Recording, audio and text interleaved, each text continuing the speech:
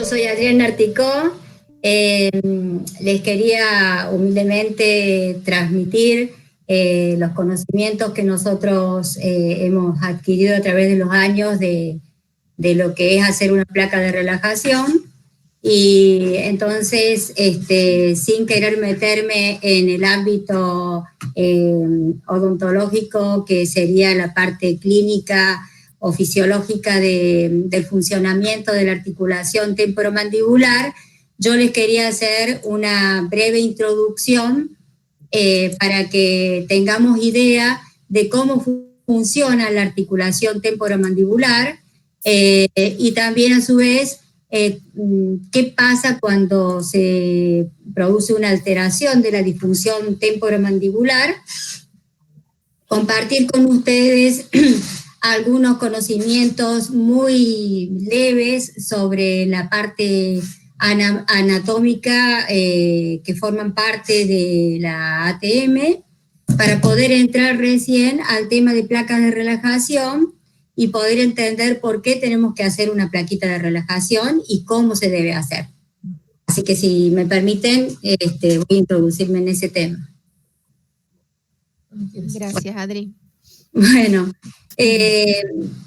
vamos a hablar sobre la función de la ATM o articulación temporomandibular. Une el maxilar inferior o mandíbula al hueso temporal del cráneo.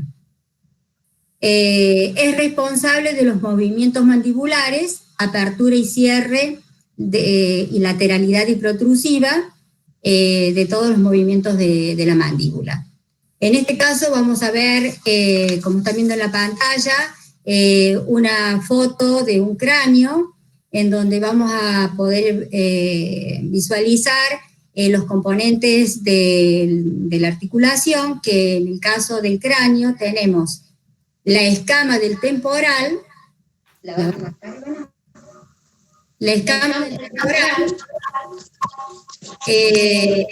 cavidad glenoidea que se encuentra en el hueso temporal, el cóndilo del maxilar inferior que encaja sobre la cavidad glenoidea. Eso quiero que lo tengan en cuenta para ver cómo es después el funcionamiento.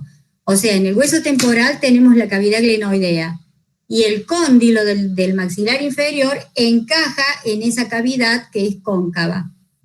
Por delante de esa cavidad glenoidea se encuentra el cóndilo del temporal, del hueso temporal, ¿no es cierto? Esos son los tres componentes más importantes, y nos falta uno que todavía es más importante, que es el disco articular, que es el que se va a encontrar entre la cavidad glenoidea y el cóndilo del temporal. Rodeando a todo este sistema se encuentra la cápsula articular, que en su parte interior se agrega un líquido que se llama líquido sinovial, que ese líquido sinovial actúa como, ¿cómo se dice? Como lubricante de la articulación. Por otro lado, también tenemos ligamentos y músculos, que son los que unen los huesos entre sí y que provocan con su contracción y dilatación los movimientos mandibulares. En esta foto vemos en una ampliación lo mismo, ¿no es cierto? Tenemos la escama del hueso temporal que corresponde al cráneo. Ahí está el cóndilo del maxilar inferior, que se une a esa misma cavidad cóncava del hueso temporal. Antes se encuentra el cóndilo del temporal, o sea que cuando el maxilar inferior se mueve, el hueso del maxilar inferior se traslada desde la fosa hasta el cóndilo del temporal. O sea, hace todo ese movimiento en la apertura y en el cierre. Ese sería un funcionamiento normal. Ahora vamos a mostrar un videíto rápidamente para ver cómo funciona este sistema. ¿No es cierto? Habíamos dicho que la articulación temporomandibular une el maxilar inferior o mandíbula al hueso temporal del cráneo. Es responsable de todos los movimientos mandibulares, o sea, de la apertura y del cierre y de los movimientos de lateralidad y de protrusiva. El cóndilo de la mandíbula descansa sobre la fosa mandibular, o también se llama cavidad glenoidea, que es cóncava. El cóndilo es convexo y la cavidad es cóncava. Uno de los componentes más importantes de la ATM es el disco articular, que es eso que se ve rosa ahí. Es un cartílago elástico, flexible, que sirve de amortiguación entre los dos huesos. Este disco, en el centro, no va a tener ni vasos sanguíneos ni nervios, por lo que no va a producir dolor cuando se realizan los movimientos. Por delante del disco se encuentran los músculos, que es un nombre difícil, pterigoideo externo. Detrás del tejido se encuentra el tejido retrodiscal, que tiene vasos y nervios. Y eso es importante, ya más adelante van a saber por qué. Cuando nosotros abrimos la boca, el único hueso que se mueve en esta apertura es la mandíbula. En una apertura mínima, el cóndilo rota sobre la fosa. Solamente rota sobre la fosa. Cuando abrimos más la boca, el cóndilo y el disco se mueven por fuera de la fosa, hacia adelante y hacia abajo de la eminencia articular, que dijimos que la eminencia articular era un hueso del temporal que también es convexo. Entonces tenemos que la mandíbula tiene convexidad y el hueso temporal también es convexo, por lo tanto el disco actúa como amortiguador.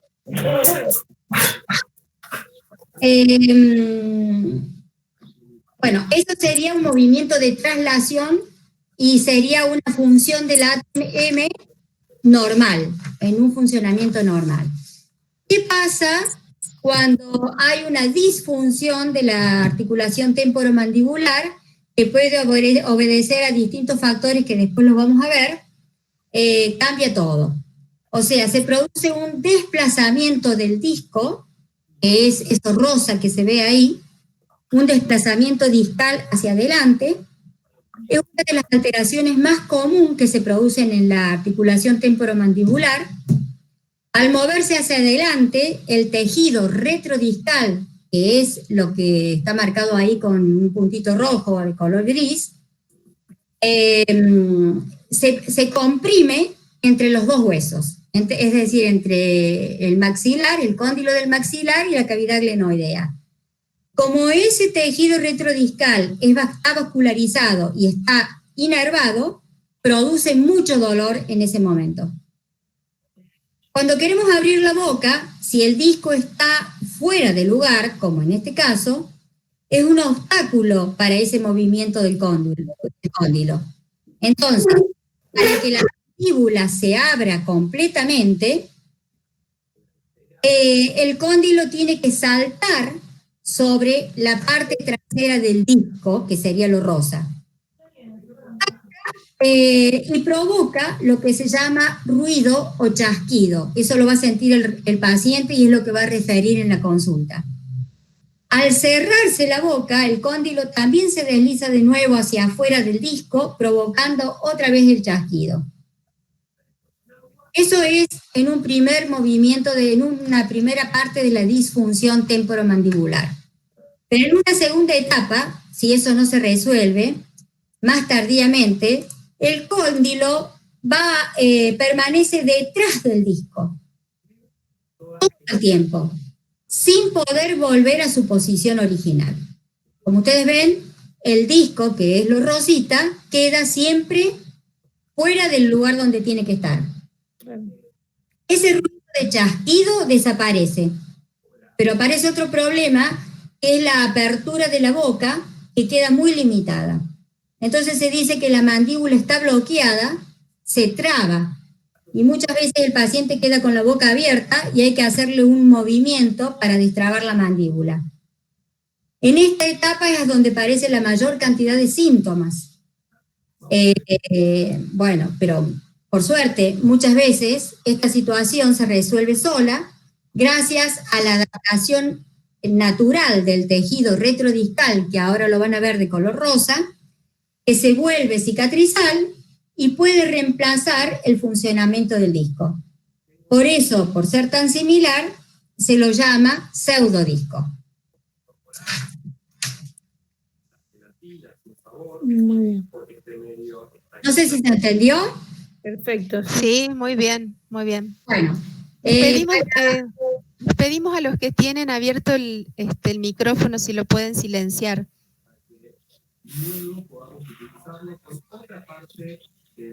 Bueno, una vez que hemos visto la función y la disfunción de la articulación temporomandibular, podemos hablar de las causas que pueden provocar esta disfunción temporomandibular, y que es muy importante porque a la hora de hacer una reconstrucción de la boca, ya sea con una prótesis o con una prótesis fija o con implantes, tenemos que tenerlo muy en cuenta, porque una de las causas que provocan esta disfunción del ATM es una mala oclusión, una mala alineación en la reconstrucción de la prótesis. Otras causas son, por ejemplo, el estrés y la tensión emocional, que provocan apretamiento dentario, o también el llamado bruxismo, que se produce sobre todo en la noche, que es cuando uno se relaja uno, pero la boca se comprime y se aprietan mucho los dientes. Tratamientos dentales mal realizados, porque muchas veces los odontólogos tratan de ver solamente la estética y se olvidan de la función, entonces por ahí pueden hacer un tratamiento que provoca una mala oclusión. Otras veces también ortodoncias mal realizadas, o por ahí algún desgaste dentario que provoca contactos de dientes, contactos prematuros de dientes. Todo esto hace que se pierda la estabilidad del sistema. Por ejemplo, en la foto que estamos viendo, vemos que la primera foto nos muestra que hay una articulación y una oclusión normal. En este caso vamos a tener un sistema normal o una estabilidad en la articulación. En la segunda foto vemos que ya está faltando una pieza dentaria en el maxilar inferior, y entonces esto hace que ya empecemos a tener problemas de oclusión y que va a generar otro arco de cierre en la ATM. En el tercer caso hay todavía un mayor problema, porque no solamente se vuelca el molar inferior, sino que también comienza a volcarse el premolar por la carencia de ese diente y por la falta de reconstrucción. En este caso, por supuesto, hay mayor problema. Y el cuarto caso sería el peor de todos, porque en este caso el paciente pierde las piezas superiores y piezas inferiores, entonces hay elongación de los molares y de los premolares, y todo eso va a repercutir en el sector anterior, en donde los dientes, por supuesto, se adelantan, pierden toda la relación. Entonces se pierde toda la estabilidad del sistema y se produce lo que le llamamos disfunción de la articulación temporomandibular. Entonces, ¿qué pasa cuando hay una disfunción temporomandibular? Comienza el paciente a tener síntomas o señales de alarma, que muchas veces no le damos importancia, y esto me pareció importante que lo sepamos no solamente como protecistas, sino que lo sepamos también como personas que somos y que podemos tener estos síntomas y no saber a qué atribuírselos, o nosotros o cualquier persona de nuestra familia. Comienza a haber síntomas, por ejemplo, fracturas de dientes por una sobrecarga, desgastes dentarios, o sea, se empiezan a formar facetas de desgastes y a veces desgastes muy marcados. Y ahí es cuando ya comenzamos con problemas articulares y empezamos a sentir el famoso chasquido o clic en la articulación temporomandibular cuando abrimos o cerramos la boca, que es lo que habíamos dicho recién. Ya después empieza a haber problemas más serios, como es dificultad para abrir la boca. Esto se llama bloqueo transitorio, o sea, el paciente cuando abre la boca siente que siente dolor y no puede abrirla más, o sea, la abre muy poquito, digamos. Estos son todos síntomas relacionados con la boca, digamos, porque también aparece un dolor local a nivel de la articulación. Y después hay otros síntomas que son síntomas que no tienen que ver en realidad o aparentemente no los relacionamos con problemas bucales, que son, por ejemplo, cefaleas intensas, dolor cervical, dolor de espalda, alteraciones del sueño, y ya después aparece un bloqueo total preauricular en donde el paciente, por ejemplo, a veces bosteza y en el bostezo abre mucho la boca y se le queda bloqueada la mandíbula, no puede cerrar la boca. Y entonces ahí hay que hacer una maniobra para volver la articulación a su lugar.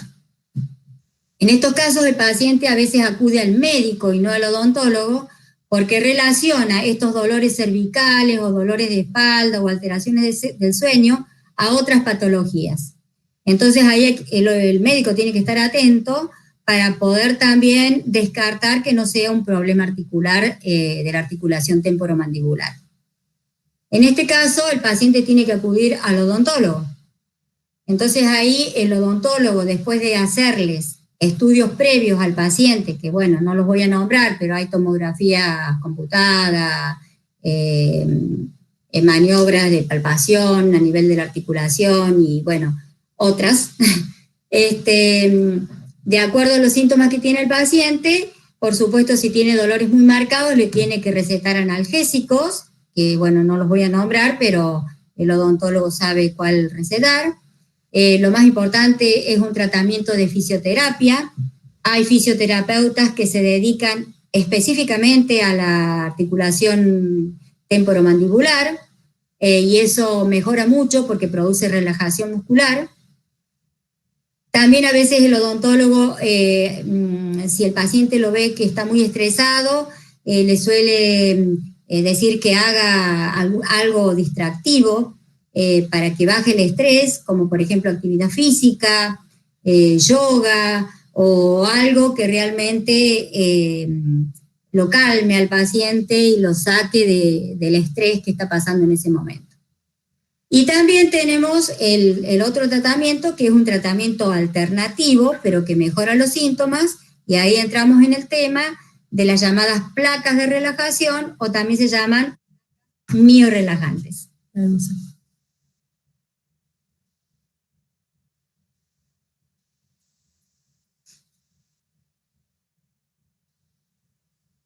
No sé si les quedó claro. Sí, totalmente. ¿Se escuchó? Si tienen alguna duda, la pueden escribir, así se las vamos planteando a Adriana. No sé si les resultó claro el tema, si pudieron entenderlo. Bueno, entonces... Una consulta, Adri. Acá Abigail pregunta ¿qué diferencia hay entre una placa de relajación con una placa de NMR? Neuromiorelajante. Exacto. Bueno, lo que pasa es que la placa de relajación tiene distintos nombres, puede llamarse placa de relajación o placa miorelajante, es lo mismo, porque estamos hablando de placa de relajación, miorelajante, relajación muscular, es lo mismo. O sea que son distintas formas de nombrarla, pero se refieren al mismo tratamiento, digamos. Gabriela pregunta si se hacen placas de relajación sobre prótesis. Sí, por supuesto, porque Lo importante es devolver la estabilidad, y si el paciente no tiene estabilidad en la oclusión y tiene prótesis, claro, se puede hacer una placa sobre la prótesis. Sí. Bueno, les sigo comentando. El fundamento de la placa de relajación es desprogramar el músculo y las zonas articulares, provocando relajación muscular, por eso son miorelajantes, y armonía del sistema. Entonces, la placa de relajación lo que hace es devuelve la estabilidad y el equilibrio oclusal, con los contactos posteriores que vamos a hacer y los contactos a nivel de canino. Entonces ahí estamos volviendo a una oclusión mutuamente protegida, que se llama. Con respecto a los tipos de placas, tenemos mal llamadas placas de relajación. Son estas placas flexibles termoformadas que se hacen con la termoformadora. Esas placas no sirven como placas de relajación porque al ser blandas, el paciente las mastica y provoca más tensión muscular. Después también tenemos las rígidas termoformadoras, que las llaman placas de relajación. En realidad son placas de contención o placas de protección que se suelen poner cuando hay una rehabilitación de implantes, por ejemplo, para que no haya problema de ruptura de la porcelana, o cuando hay después de un tratamiento de ortodoncia para que más o menos mantenga los dientes en su posición, pero no son de relajación. Diana, si preguntan Marcela Moroni, las placas de relajación superiores o inferiores, ¿cuál sería la diferencia? Ahora lo voy a explicar a eso. Bien. Ya se lo voy a explicar, eso lo tengo, lo pongo más adelante. Bueno. Sí, se lo voy a explicar. Gracias. Esta placa que se llama ortosis, en realidad la ortosis no está muy usada. Las que más se usan son las placas de relajaciones convencionales. Es una placa en donde al revés de la otra, que tenemos planos de oclusión liso, planos, esta reconstruye toda la parte de los dientes con su anatomía, y lo que sé de ellas es que el odontólogo tiene que conocer mucho el tema, porque lleva al paciente a una posición muscular totalmente relajada, hace una desprogramación muscular, con un aparatito especial mide el momento en donde hay mayor relajación muscular, y ahí es donde toma la mordida. Y sobre esa mordida se elabora esta placa que se llama ortosis, y bueno, después ellos van retocando la placa y van controlando al paciente permanentemente, pero no les sé decir mucho sobre esta porque yo las he hecho muchas, pero la parte clínica mucho no la conozco. Adriana, Laura pregunta si la placa de relajación protrusiva mandibular también sería lo mismo que la miorelajante. Pienso que sí, porque es el movimiento protrusivo, es cuando haces el movimiento de protrusión hacia adelante. Bien. Creo que sí. Bueno, pasamos a las placas propiamente dichas, que son las placas de relajación, que son las que hacemos normalmente en el laboratorio, que son de acrílico termocurado, y que en este momento, por supuesto, nosotros las hacemos con mufla, muflado común, pero sé que se están haciendo también placas de relajación con el sistema 3D, impresión 3D, y creo que también hay de fotocurado. Nosotros estamos haciendo las placas de relajación convencional con acrílico termocurado en muflado, y si ustedes ven acá, ahí está la transparente y hay en colores, porque hay algunos odontólogos que nos piden que sean translúcidas, pero con un color. El asunto del color es, no tiene nada que ver, es simplemente por lo menos la doctora me dijo a mí que es para que se vea mejor, para que no se pierda y para que a veces la transparente cambia de un color translúcido a un color amarillento, y en el caso de ponerle un pigmento se nota menos con el paso del tiempo. Hace una pregunta Mayra González sobre las placas de ortosis, si son de acrílico termocurado o termoformadas. No, son de acrílico de termocurado, o sea, la placa de ortosis se hace, después si quieren les muestro todo el procedimiento rápidamente.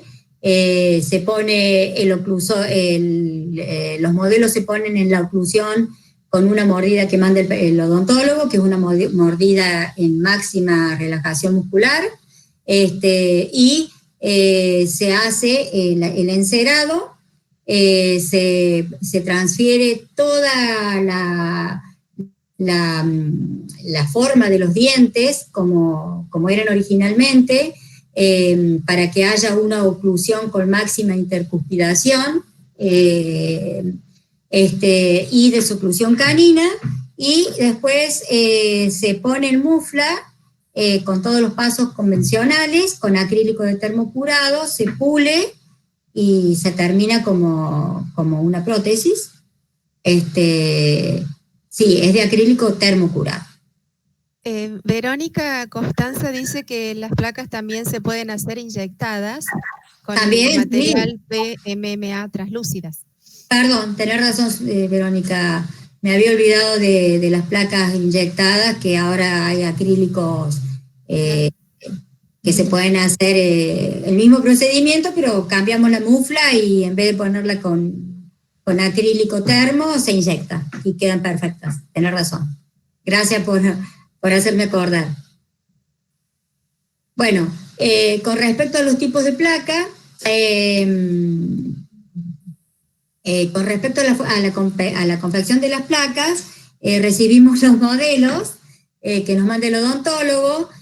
Por supuesto que tenemos que observarlos. Nunca hagamos una placa sin observar bien el modelo, tanto el superior como el inferior, recortarlo y observar bien toda la parte donde va a ir la placa, porque puede haber burbujas, puede haber agujeros. Por ahí está mal hecha si el odontólogo hizo, o a veces nos pasa a nosotros, el vaciado y nos queda un agujerito por ahí, o también puede suceder, que nos ha sucedido a nosotros, que haya un diente que se haya roto en el yeso, pero que en boca no, y entonces si nosotros hacemos la placa con todas esas alteraciones a nivel de del yeso, la placa después no va a adaptar bien en la boca. Así que eso recomiendo que observen bien la placa antes de empezar a encerar. Hacemos un diseño en lápiz, cómo va a ir la placa. Por lo general, por la zona vestibular, la placa va a 6 milímetros, por palatino, va a 6 milímetros del borde cervical. Si el borde cervical lo hacemos entre 5 y 6 milímetros, marcamos ahí con lápiz para que la placa llegue hasta ahí. Por vestibular, la placa toma el tercio de los dientes. A veces se puede hacer un poquitito más corta, porque a veces el odontólogo es el que pide, hacémela más corta o hacémela más larga, pero por lo general, en términos generales, se hace por el tercio superior de los dientes, por la parte anterior, y en la parte posterior nosotros lo hacemos por debajo del ecuador para que quede más retentiva la plaquita y que no tome los cuellos de los dientes, para que no produzca inflamación. O sea, siempre se hace 1 milímetro antes de llegar al cuello. Viene la otra parte, que es el alivio con cera. El alivio tiene que ser solo de las zonas retentivas o muy retentivas, por palatino, y también por vestibular. Por ahí se cierran los bordes dentales para que no se meta ahí el acrílico, porque después cuando queremos sacar la placa se rompe. hacemos el duplicado de modelo con alginato. Siempre antes de hacer el duplicado debemos humedecer el modelo por lo menos 3 minutos o 5 minutos en agua para que elimine todas las burbujas, y después hacemos el duplicado de modelo con alginato. Pregunta Marcela Moroni, que dice que algunos odontólogos mandan la cera maxilar superior con la indentación inferior y manda terminar así, no lisa. Sí. ¿Cuál sería la función? Sí, son distintas técnicas. Digamos, la técnica que nosotros ahora estamos explicando es la técnica más común, que es el trabajo que hacemos nosotros en el laboratorio completo, digamos. Hacemos nosotros el encerado, nosotros hacemos la oclusión con el oclusor, y marcamos los puntos de contacto y lo mutamos. Pero hay odontólogos que no, que mandan la cera o te piden hacer la cera y la prueban en boca, ellos marcan los puntos de contacto y te mandan a terminar la cera. Después hacen los ajustes ellos en boca. Distintas formas de trabajar. Nosotros hemos tenido de los dos casos. A mí personalmente me gusta más hacerlo así, como lo estoy explicando ahora. Pero si el odontólogo te pide, yo te voy a mandar la cera con todos los puntos de contacto y vos terminámela como yo te la mando, bueno, hay que hacerlo como él dice. Es simplemente otra técnica. Gracias, Adri. Otra forma de trabajar, digamos, cada odontólogo tiene su forma de trabajar. Ya les voy a contar después una pequeña historia de eso. En el caso del duplicado, también tenemos que observar lo mismo que en el modelo original. O sea, si hay poros, sacarlos, si hay huequitos, taparlos, si se nos rompió un diente, reconstruirlo, porque sobre este modelo vamos a hacer el encerado y vamos a mutarlo sobre el modelo duplicado. Así que tiene que estar perfecto. Lo montamos en el articulador con la mordida que nos mandó el odontólogo. Si el odontólogo no nos manda mordida, porque a veces el odontólogo toma la mordida en relación céntrica, entonces hay que respetar la mordida que mandó el odontólogo. Otras veces no, entonces lo montamos con la máxima intercuspidación. Una vez que está montado el modelo en articulador, empezamos a confeccionar la placa. La placa tiene que tener, o sea, nosotros no le vamos a poner al paciente, o mejor dicho, el odontólogo no le va a poner al paciente en la boca un pedazo de plástico hecho así a la marchanta. Esto tiene una forma muy clara de hacerse. En primer lugar, la cera, que es la cera común que compramos, tiene 1,5 milímetros de espesor. Entonces, lo que nosotros vamos a hacer primero es cubrir el modelo con la cera, como está ahí, con 1 milímetro, que tiene 1,5 milímetros de espesor, hacemos toda la primera parte del encerado. Recortamos de acuerdo al diseño que hemos hecho para que nos quede, digamos, toda la estructura de la plaquita con la cera, con una sola plaquita de cera. Después, nosotros le agregamos de canino hacia atrás, en el sector posterior, una pequeña lámina de cera que también mide 1,5 milímetros, por lo tanto, ya vamos a tener 3 milímetros en el sector posterior. El 1,5 milímetros primero y la plaquita que le pusimos después.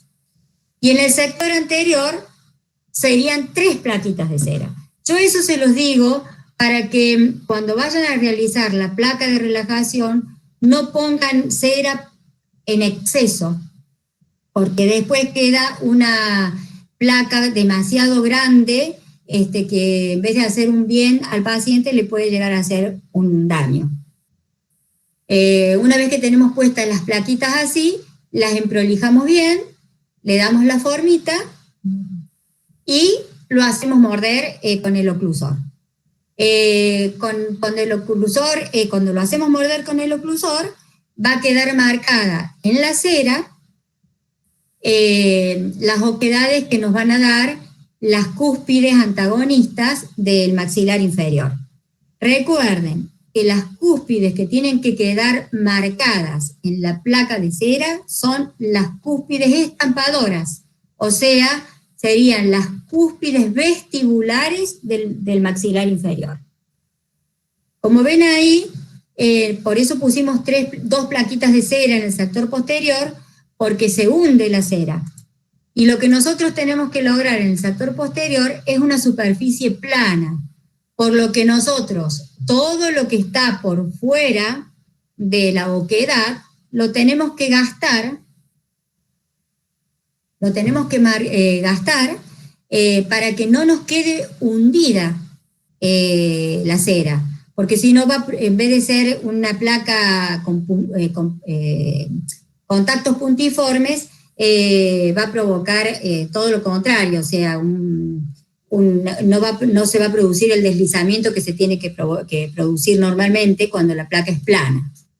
Así que por eso la hacemos 3 milímetros, porque al desgastar va a quedar más finita y la placa en el sector posterior no tiene que medir más de 2 milímetros de espesor. Porque acuérdense que mientras más alta sea en el sector posterior, más nos va a abrir la boca en el sector anterior. O sea, 2 milímetros es el límite. Luego pasamos al sector anterior, y en el sector anterior pusimos 3 ceritas porque tiene que haber un contacto a nivel de canino, y a su vez debemos prolongar la forma del canino superior, la debemos prolongar hacia abajo para que tome contacto con el canino inferior. Porque lo importante de la placa de relajación es la desoclusión.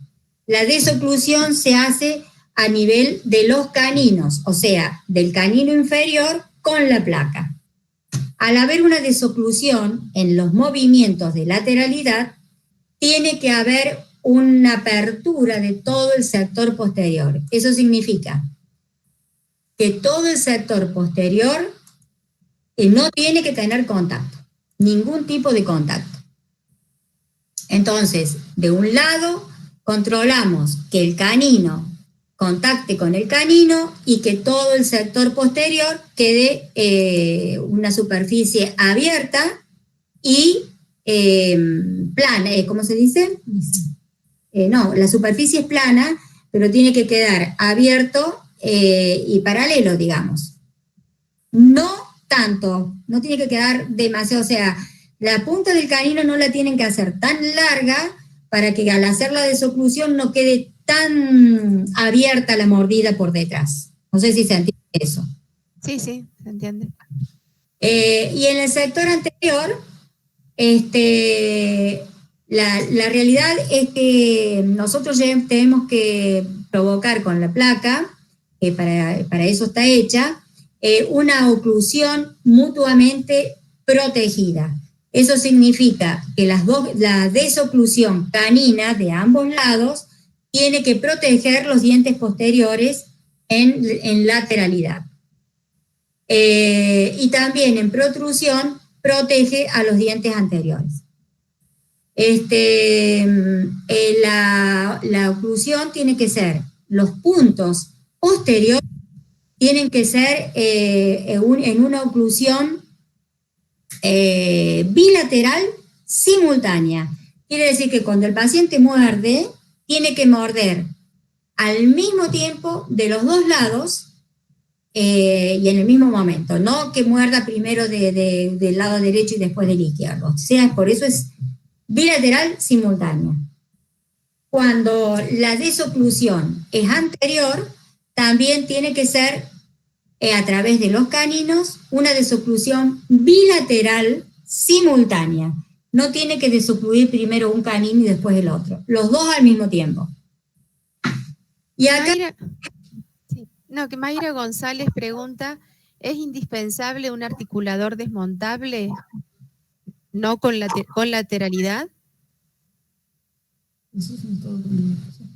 No, mira, se puede hacer con oclusor o se puede hacer con articulador. El asunto es que en realidad es lo mismo, porque cuando vos haces con el articulador, tenés que, no se hace con el arco facial la mordida en el caso de las placas de relajación. Si querés se puede hacer con el articulador, pero no tomando la mordida con el arco facial. Entonces, en definitiva, termina siendo muy similar a lo que se trabaja con el oclusor. Entonces, para mí es más fácil usar el oclusor. De todas maneras, el que lo quiera hacer con el articulador y se sienta más cómodo, más seguro, o el odontólogo se lo pide con articulador, también se puede hacer con articulador. Son los oclusores que tienen movimientos de lateralidad, no esos oclusores planos que tienen solo movimiento de apertura. Por supuesto. Bueno, luego la plaquita se pone en mufla, con el método, en el caso de que se ponga en mufla, es con el método tradicional. En este caso lo vamos a hacer con la mufla y el acrílico termocurado. Por supuesto que si se pone, se hace inyectado, se usa la mufla de inyección, y bueno, ya la técnica es parecida, pero de inyección. Hacemos el desencerado en la forma tradicional, y aquí obtenemos la mufla totalmente limpia. Le colocamos el separador en la forma tradicional y preparamos los acrílicos. El acrílico que nosotros usamos es de termocurado.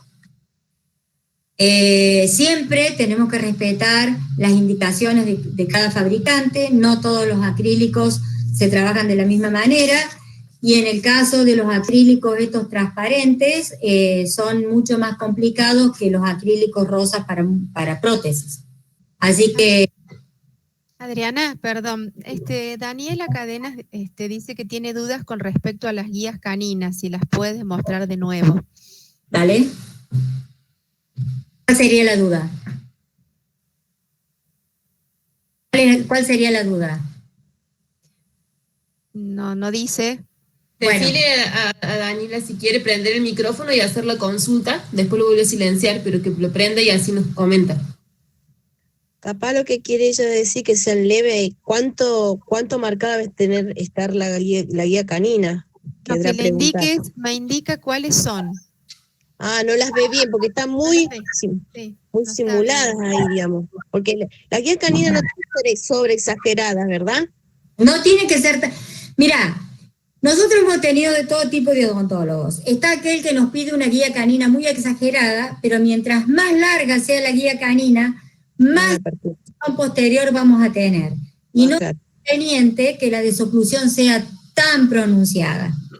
Claro, eso en el caso de un odontólogo, si te pide lo mutás tal cual. Pero si te dice hacerlo vos no tenés que hacerlo tan exagerado para no dejar una apertura muy grande. No, porque si no va a tener mayor movilidad el cóndilo para poder desocluir. Claro. Contacto sí. Lo que no sé si dije es que el contacto del canino inferior tiene que dejar una marca sobre el superior, en la cera. Entonces, tiene que haber un contacto franco ahí, que ahí es donde se ve la marca. Una vez que se hace esa marca, después se eliminan alrededor de la oquedad esa, se va eliminando un poquito, alisando un poquito la cera para que no quede trabado el canino superior en la placa, ¿no es cierto? Se produzca un verdadero deslizamiento. Claro, si decimos que el canino nos permite para la relajación, digamos, de la mandíbula, de la apertura que quede, entonces, ¿cuál es cómo consideramos nosotros hasta dónde tiene que ser para la relajación, la altura esa que debe el canino hacer? La cosa es así, lo que te provoca la relajación muscular en realidad es la programación de los músculos que provoca la placa de relajación en el sector posterior, porque eleva la dimensión vertical. Acordate que en el sector posterior nosotros estamos levantando la mordida 2 milímetros. O sea, al levantar 2 milímetros la mordida, cambia la dimensión vertical y se produce una desprogramación de los músculos. Y eso es lo que provoca la relajación muscular. Por eso, o sea, lo Los ideal es 2 milímetros. Eso quiere decir, lo ideal para una placa. 2 milímetros de espesor la cera en el sector posterior. Ujú. Por eso le de 2 plaquitas de cera, que en realidad suman 3 milímetros, pero como vos después tenés que desgastar para que quede un punto de contacto y no un hueco de contacto, Claro. la cera, el espesor se afina y te queda de 2 milímetros. Porque de 2 milímetros corres riesgo de que cuando el paciente muerda se rompa también el acrílico. Claro. Ujú. Bien, bueno, eso era curioso. No sé si entendió Sí, entendió. Dice que muchas gracias por la explicación. Bueno,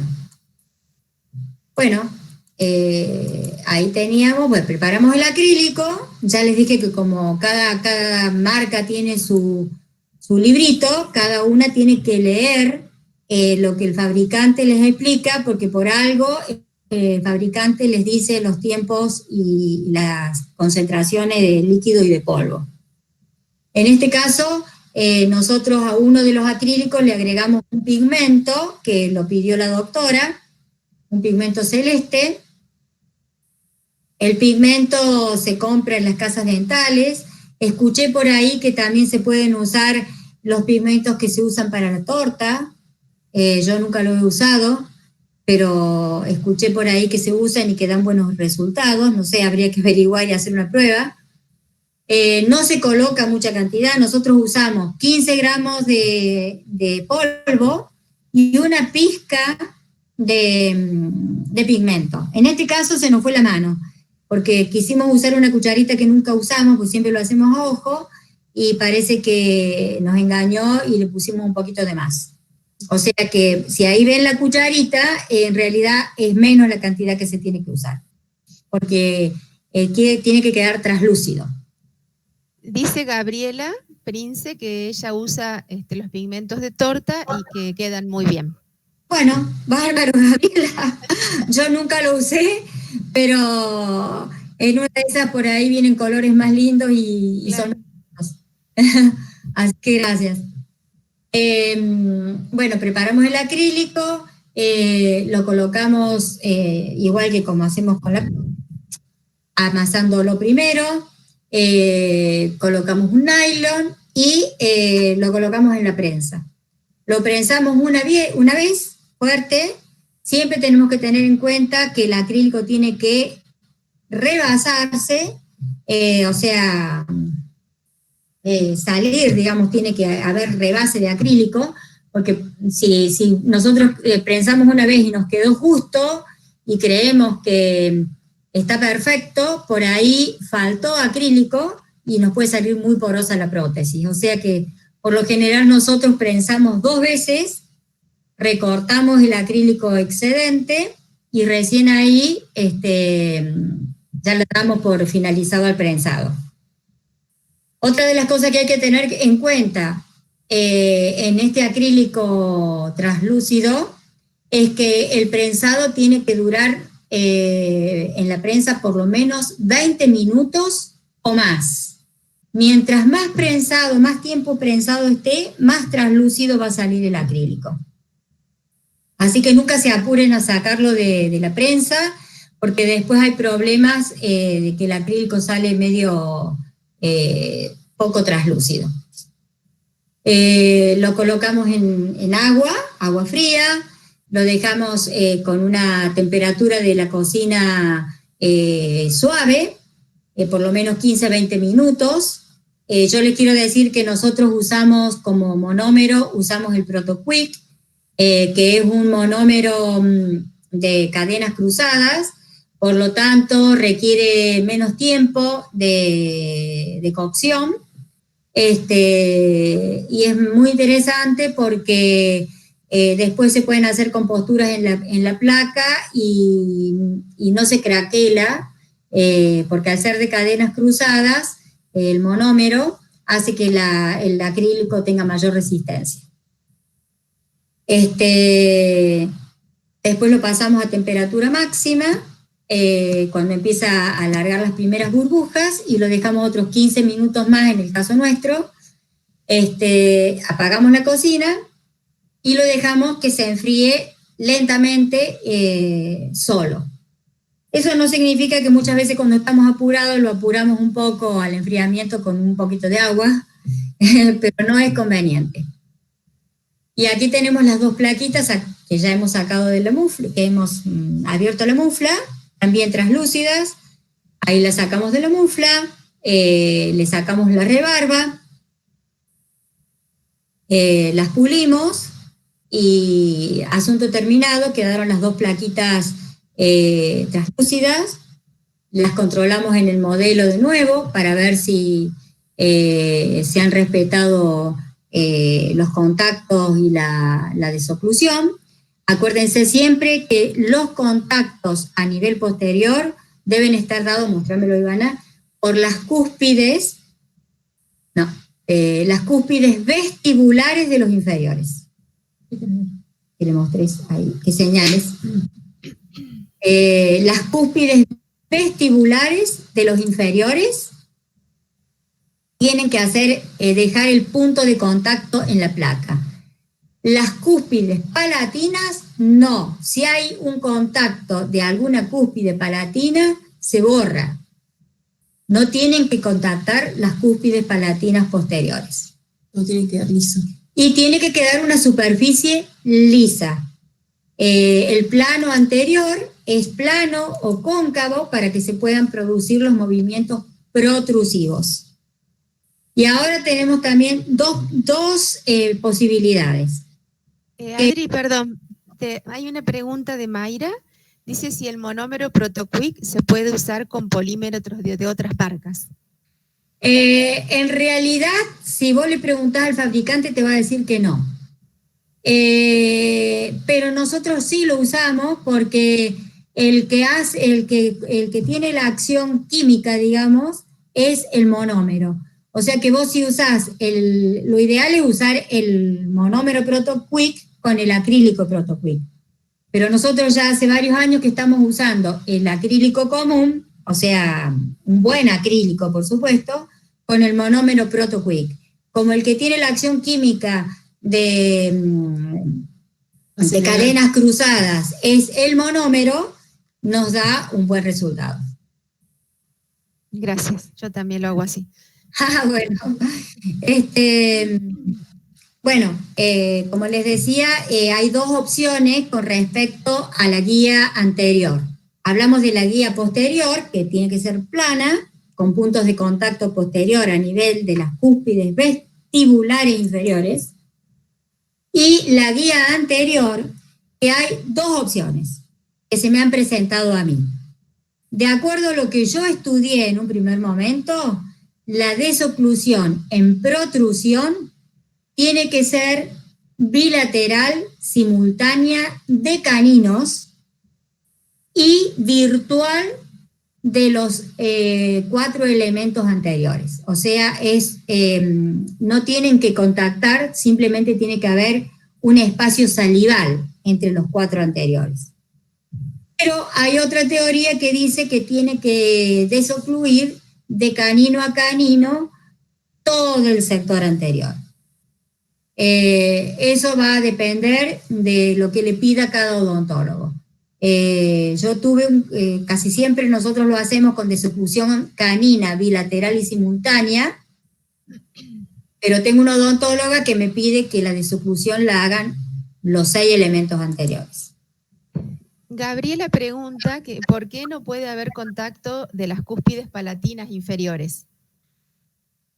El contacto tiene que ser solamente de las cúspides vestibulares inferiores, porque en realidad la placa tiene, por eso es plana, tiene contactos, puntos de contactos, solamente algunos puntos de contactos, y los puntos de contactos que se usan son solamente los vestibulares, para que haya un equilibrio y una armonía y se produzca esa oclusión mutuamente compartida. para que no haya, en las desoclusiones no haya, ¿cómo se dice? No me sale la palabra. Interferencias. Interferencias, exactamente. Sí. Otra cosa que no sé si les dije, que también es, ¿por qué superiores y inferiores? Sí, pero Bueno, un segundo. Vero pregunta, ¿sería con guía anterior y canina? Por ¿La eso placa? hay dos versiones, como en todos lados. La versión que yo aprendí siempre es la desoclusión bilateral y simultánea de caninos en protrusiva. Pero tengo una doctora que ella me pide que también haya contacto de los elementos inferiores anteriores, es decir, que la desoclusión sea de canino a canino. Bien. No te sabría decir, yo estuve estudiando y estuve leyendo y vi también que en algunas versiones están las dos opciones. Sí, de acuerdo a la escuela que se use, digamos. Claro. Sí, viste que siempre, bueno, no sé.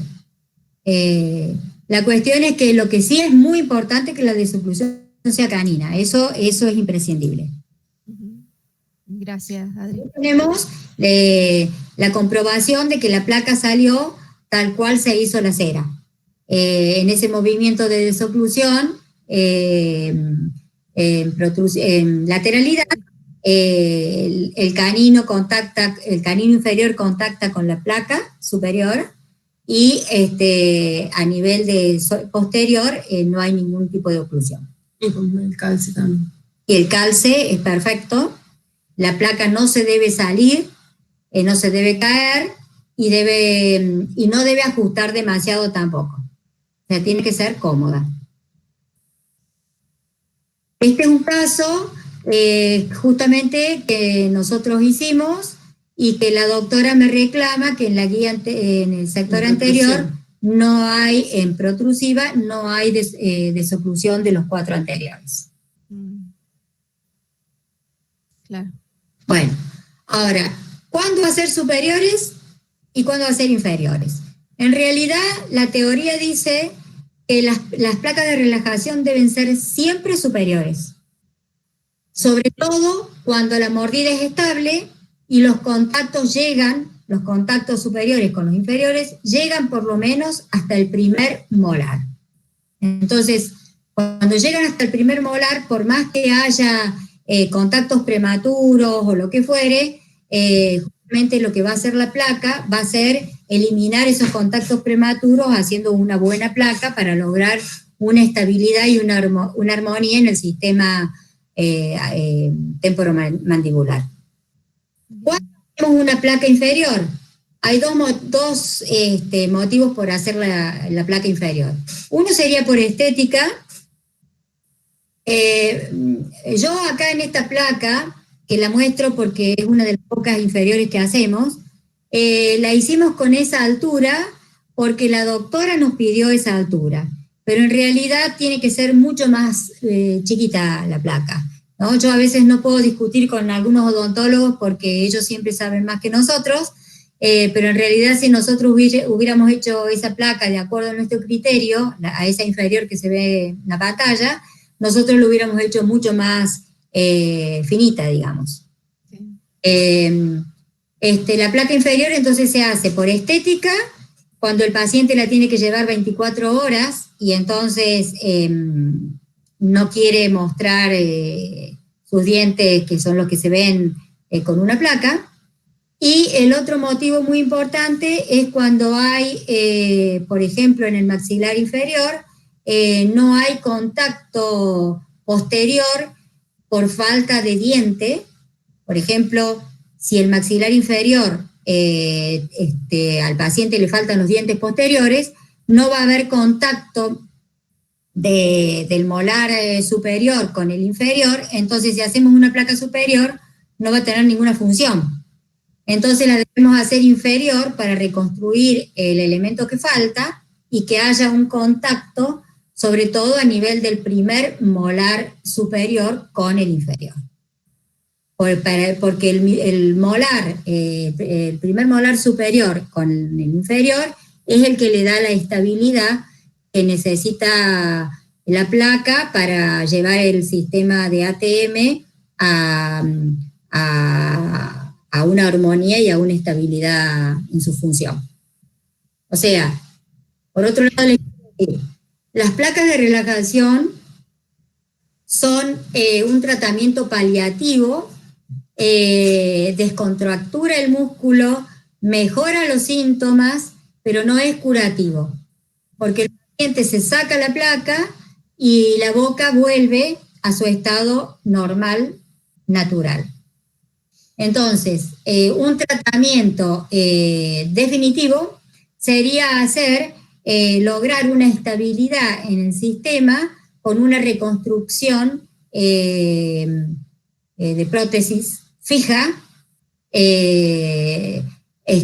con un odontólogo que entienda mucho de oclusión y que reconstruya los dientes, lo cual va a ser sumamente caro el tratamiento, por eso a veces no se hace, y lleve con la reconstrucción a una estabilidad, teniendo en cuenta que la oclusión tiene que ser una oclusión mutuamente protegida. Gabriela pregunta, en inferiores, ¿qué cúspides superiores se debe marcar en la inferior? En la inferior es como en la superior, o sea, es al revés.